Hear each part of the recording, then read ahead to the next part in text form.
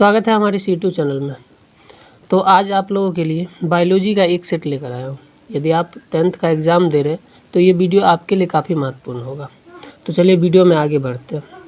इसके साथ ही आप लोगों के लिए मैं फिर कहता हूँ कि आपको यदि किसी भी सब्जेक्ट में कोई भी प्रॉब्लम है तो आप हमें कमेंट करके बता सकते हैं। आपका वो प्रॉब्लम सॉल्व कर दिया जाएगा। तो चलिए वीडियो में आगे बढ़ते हैं, जिसमें पहला नंबर प्रश्न है, निम्न में से कौन उभयलिंगी जंतु है? उभयलिंगी जंतु कौन सा है? जिसका आंसर होगा ऑप्शन 1 केचुआ। अगला प्रश्न है, जिन शब्द की प्रस्तावना किसने दी थी? जिन शब्द की प्रस्तावना जोहानसन ने दी थी। जिसका आंसर होगा ऑप्शन 4। अगला प्रश्न है, निम्न में से कौन स्वपोषी है? स्वपोषी कौन है? स्वपोषी का मतलब होता है कि जो अपना भोजन खुद ही तैयार करे, स्वयं अपना भोजन तैयार करे, उसे स्वपोषी कहते हैं, जिसमें सिर्फ और सिर्फ हरे पेड़ पौधे ही आते हैं। अगला प्रश्न है क्वेश्चन नंबर 4, मनुष्य में वृक्क एक तंत्र भाग है जो संबंधित है। वृक्क जिसको हम किडनी बोलते हैं, यह किससे संबंधित है? इसका आंसर होगा ऑप्शन 3 उत्सर्जन से संबंधित है। अगला प्रश्न है स्टोमेटा, जिसको हिंदी में हम रंध्र कहते हैं, स्टोमेटा के खुलने और बंद होने की क्रिया को कौन नियंत्रित करता है? इसको नियंत्रित कौन करता है? जिसका आंसर होगा ऑप्शन 1 द्वार कोशिका इसको नियंत्रित करता है। अगला प्रश्न है, अमीबा अपना भोजन कैसे पकड़ता है? अमीबा अपना भोजन कैसे पकड़ता है? जिसका आंसर होगा ऑप्शन 3 कूटपाद द्वारा पकड़ता है। अगला प्रश्न है, दांत की सबसे ऊपरी परत क्या है? दांत की सबसे ऊपरी परत क्या है? जिसका आंसर होगा ऑप्शन 2 एनामेल। एनामेल, उसके बाद उससे नीचे वाली परत को हम डेंटाइन कहते हैं। अगला प्रश्न है, मानव हृदय में कितने कोष्ठ होते हैं? मानव हृदय में कितने कोष्ठ होते हैं? जिसका आंसर होगा ऑप्शन 4 कोष्ठ होते हैं, जिसमें दायां अलिंद, बायां अलिंद और दायां नीले, बायां नीले 4 कोष्ठ में मानव हृदय को बांटा गया। अगला प्रश्न है, पौधे में उत्सर्जी पदार्थ कौन सा है? उत्सर्जी पदार्थ जिसमें गोंद, टैनिन, रेजिन सभी होगा इसका आंसर। अगला प्रश्न है, पौधों में पाए जाने वाला वृद्धि हार्मोन क्या है? वृद्धि हार्मोन पौधे में कौन सा पाया जाता है? जिसका आंसर होगा ऑप्शन 1 जिब्रेलिन्स पाया जाता है। अगला प्रश्न है, मनुष्य में शुक्राणु और अंडाणु का निषेचन कहाँ होता है? शुक्राणु और अंडाणु का निषेचन फैलोपियन नलिका में होता है। जिसका आंसर होगा ऑप्शन 4। अगला प्रश्न है, पौधों में जनन अंग कहाँ पाए जाते हैं? जनन अंग पौधों में कहाँ पाए जाते हैं? जिसका आंसर होगा ऑप्शन 2 फूलों में पाए जाते हैं जनन अंग। अगला प्रश्न है 13, मानव शरीर की सबसे लंबी कोशिका कौन सी होती है? मानव शरीर की सबसे लंबी कोशिका कौन सी होती है? जिसका आंसर होगा ऑप्शन 3 न्यूरॉन होती है। अगला प्रश्न है, किसे रासायनिक दूत कहा जाता है? रासायनिक दूत किसे कहा जाता है? इसका आंसर होगा ऑप्शन 3 हार्मोन्स को रासायनिक दूत कहा जाता है। अगला प्रश्न है क्वेश्चन नंबर 15, एंड्रोजन है। एंड्रोजन क्या है? एंड्रोजन क्या है? जिसका आंसर होगा ऑप्शन 1 नरलिंग हार्मोन है एंड्रोजन। अगला प्रश्न है, सामान्य अनुशिथिलन रक्तदाब होता है। सामान्य अनुशिथिलन रक्तदाब जिसका आंसर होगा 80 mm। अगर अनुशिथिलन की बात करें तो 80 और होता है, और 120 mm कहते हैं इसको, कहते हैं प्रकुंचन कहते हैं इसको। अगला प्रश्न है, पादप में जाइलम उत्तरदायी होता है। जाइलम पेड़ पौधों में क्या काम करता है? जिसका आंसर होगा ऑप्शन 1 जल का वहन करता है। अगर बात करें फ्लोएम की तो फ्लोएम भोजन का वहन करता है। अगला प्रश्न है, पित्तरस कहाँ से स्रावित होता है? पित्तरस कहाँ से स्रावित होता है? जिसका आंसर होगा ऑप्शन 2 यकृत। यकृत जिसको हम लीवर बोलते हैं, लीवर से पित्तरस निकलता है। अगला प्रश्न है क्वेश्चन नंबर 19, इनमें से कौन बुद्धि और चतुराई का केंद्र है? बुद्धि और चतुराई का केंद्र कौन सा है? जिसका आंसर होगा ऑप्शन 3 सेरिब्रम। सेरिब्रम को हम बुद्धि और चतुराई का केंद्र कहते हैं, इसी से सोचा समझा जाता है।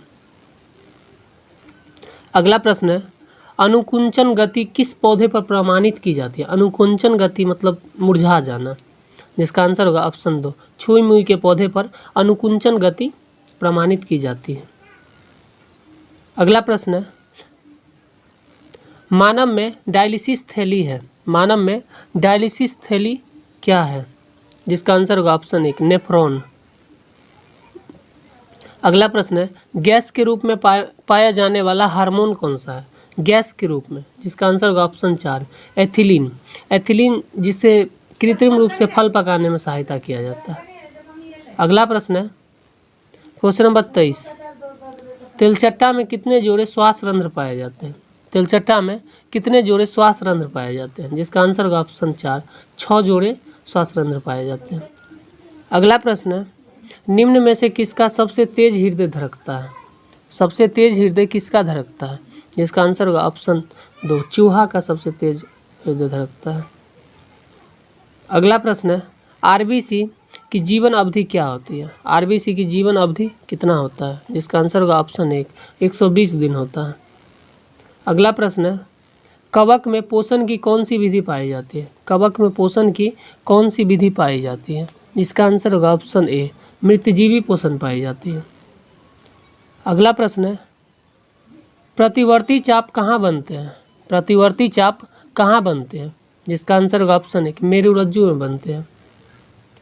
अगला प्रश्न है क्वेश्चन नंबर 28, भोजन का पाचन किस प्रकार की अभिक्रिया है? भोजन का पाचन किस प्रकार की अभिक्रिया है? जिसका आंसर होगा ऑप्शन 1 उपचयन अभिक्रिया। अगला प्रश्न है, मनुष्य में आयोडीन की कमी से कौन सा रोग होता है? मनुष्य में आयोडीन की कमी से घेंघा रोग होता है। अगला प्रश्न है, इंसुलिन की कमी से सामान्यतः कौन सा रोग होता है? ऑप्शन 1 मधुमेह रोग होता है। अगला प्रश्न है, नर युग्मक तथा मादा युग्मक संयोग से क्या बनता है? जिसका आंसर होगा ऑप्शन ए जाइगोट। जाइगोट बनता है, जिसको हिंदी में युग्मनज कहते हैं। अगला प्रश्न है, परागकोश में पाए जाते हैं, परागकोश में क्या पाए जाते हैं? जिसका आंसर होगा ऑप्शन 3 परागकण पाए जाते हैं। अगला प्रश्न है, मनुष्य में गुणसूत्रों की संख्या क्या है? मनुष्य में गुणसूत्रों की संख्या कितनी है?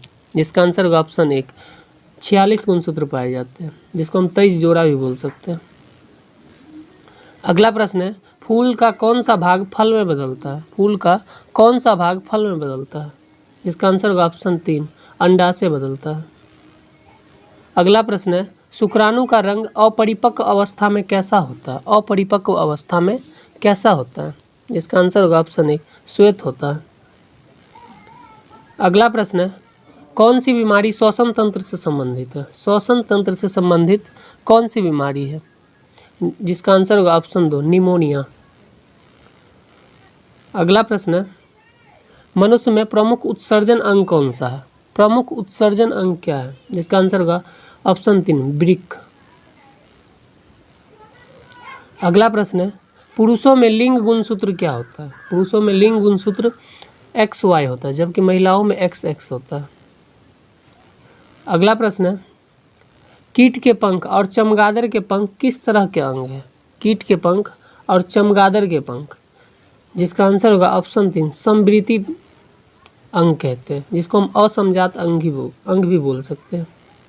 अगला प्रश्न है और लास्ट प्रश्न है, अनुवांशिकी का पिता किसे कहा जाता है? अनुवांशिकी का पिता किसे कहा जाता है? जिसका आंसर होगा ऑप्शन 4 इनमें से कोई नहीं। हालांकि अनुवांशिकी का पिता ग्रेगर जॉन मेंडल को कहा जाता है। अनुवांशिकी का पिता ग्रेगर जॉन मेंडल को कहा जाता है, जो कि ऑप्शन में नहीं है, तो आप डी मार सकते हैं आंसर। तो ये था आपका 40 प्रश्न। अगर वीडियो अच्छा लगा हो तो वीडियो को लाइक करें, और आप अगर हमारे चैनल पर नए हैं तो चैनल को सब्सक्राइब